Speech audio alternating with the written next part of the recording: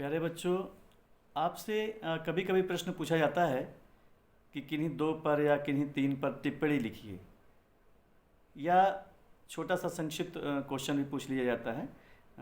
तो आपसे जैसे टिप्पणी के रूप में पूछा गया तो उसमें चार दे दिए जाते हैं। जैसे आरो अवरोधो दिया गया, आलाप दे दिया गया, ताने दे दिया गया, पकड़ दे दिया गया और कह दिया गया किन्हीं दो की टिप्पणी लिखिए। तो उसको आप संक्षिप्त में किन्हीं दो के बारे में आपको लिखना होता है। अभी मैं आपको बताने जा रहा हूँ कि जाति किसे कहते हैं।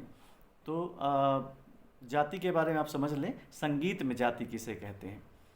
जाति से किसी भी राग में लगने वाले स्वरों की संख्या का बोध होता है। समझ लें, जाति से किसी भी राग में लगने वाले जो स्वर होते हैं उन स्वरों की जानकारी हमें होती है कि इस राग में कितने स्वर प्रयोग किए जा रहे हैं या कितने स्वर प्रयोग किए गए हैं। पहले हमने आपको बताया था कि किसी भी राग में कम से कम 5 और अधिक से अधिक 7 स्वर ही प्रयोग किए जा सकते हैं। क्या बताया था कि किसी भी राग में कम से कम 5 और अधिक से अधिक 7 स्वर ही प्रयोग किए जा सकते हैं। संख्या की दृष्टि से यदि हम देखें तो राग 3 प्रकार के कहे जाएंगे। संख्या की दृष्टि से बता रहा हूँ, संख्या की दृष्टि से राग 3 प्रकार के कहे जाएंगे। पहला, जिस राग में 5 स्वर प्रयोग किए जाएंगे वो राग पहला हो गया। दूसरा, जिस राग में 6 स्वर प्रयोग किए जाएं। तीसरा, जिस राग में 7 स्वर प्रयोग किए जाएं। तो ये तीनों राग की जातियां बन जाएंगी। तो पहली जो पहला राग है जिसमें 5 स्वर प्रयोग किए जाते हैं उसे हम कहते हैं अवरोह। जिस राग में 6 स्वर प्रयोग किए जाते हैं उसे हम क्या कहते हैं? षाढ़व। जिस राग में 7 स्वर प्रयोग किए जाते हैं उसे हम क्या कहते हैं? संपूर्ण, यानी सारे स्वर प्रयोग किए जाते हैं। संगीत में जाति 9 प्रकार की होती है। इन्हीं तीनों में से चूँकि राग जब आप गाते हैं तो उसमें आरोह भी होता है और अवरोह भी होता है। तो हो सकता है कि किसी राग में जाते समय 5 यानी आरोह करते समय 5 और अवरोह करते समय 6 हो जाए स्वर, तो उसकी जाति क्या बन जाएगी? अवरोह षाढ़व। ऐसा भी हो सकता है कि जाते समय सारे स्वर और आते समय भी सारे स्वर, तो क्या कहलाएगा? संपूर्ण संपूर्ण। ये भी हो सकता है कि जाते समय 6 और आते समय 7, तो क्या हो जाएगा? षाढ़व संपूर्ण। इस प्रकार से 9 जातियाँ बन जाएंगी। कैसे? अवरोह अवरोह, अवरोह षाढ़व, अवरोह संपूर्ण, ये 3 ही हो गई। फिर षाढ़व षाढ़व, षाढ़व अवरोह, षाढ़व संपूर्ण, ये 3 हो गई। फिर संपूर्ण संपूर्ण, संपूर्ण षाढ़व, संपूर्ण अवरोह, ये 3 हो गई। इस प्रकार से संगीत में यदि आपसे पूछा जाए कि कितनी जातियां हैं तो आप कहेंगे 9। कौन कौन सी?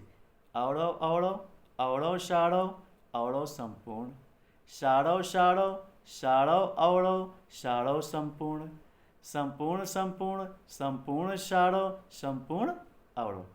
अब मैं आपको बता दूं, जैसे मैंने अभी आपको बताया कि हो सकता है किसी राग में जाते समय कुछ स्वर प्रयोग किए जाएं और आते समय भी कुछ स्वर प्रयोग किए जाएं। जैसे राग भूपाली है। अब राग भूपाली में आपको जब सिखाऊंगा, फिर भी मैं आपको यहाँ पर समझाने के लिए बता दूं कि राग भूपाली में जाते समय भी 5 स्वर प्रयोग किए जाते हैं और आते समय भी 5 स्वर प्रयोग किए जाते हैं। देखिए, जैसे राग भूपाली का आरोह अवरोह क्या है? सा रे गा पा धा सा, सा धा पा गा रे सा। यानी देखिए, जाते समय इसमें भूपाली में क्या प्रयोग नहीं हुआ? माँ का प्रयोग नहीं हुआ और नी का प्रयोग नहीं हुआ।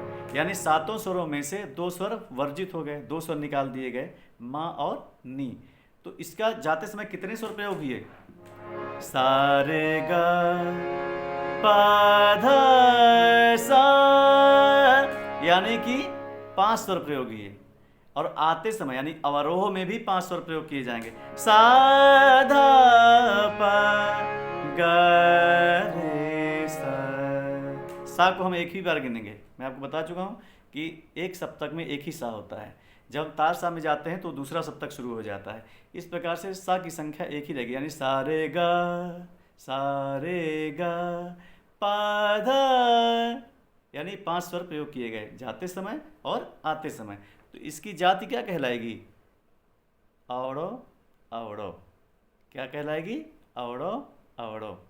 इसी प्रकार से राग यमन यदि हम ले लें तो राग यमन में आरोह कैसा है?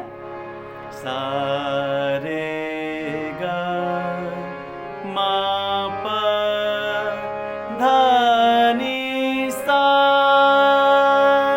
सा नी धा पा मा गा रे सा। इसमें प्रयोग हुए सातों स्वर प्रयोग हुए, लेकिन इसमें तीव्र माँ का प्रयोग हुआ है, ये तो आपको जानकारी है। लेकिन संख्या की दृष्टि से हम देख रहे हैं कि जाते समय भी इसमें 7 स्वर प्रयोग हुए हैं और आते समय भी 7 स्वर लगे हैं। इस प्रकार से इसकी जाति क्या कहलाएगी? संपूर्ण संपूर्ण। इस प्रकार से हम कह सकते हैं कि किसी भी राग में लगने वाले जो स्वर हैं उनकी संख्या से ही हम जाति को देखते हैं कि इसकी जाति क्या होगी। यानी जाति से क्या होगा? जाति से किसी भी राग में लगने वाले जो स्वर हैं उनकी संख्या निश्चित होती है, उनकी संख्या का बोध होता है। इसी को हम जाति कहते हैं।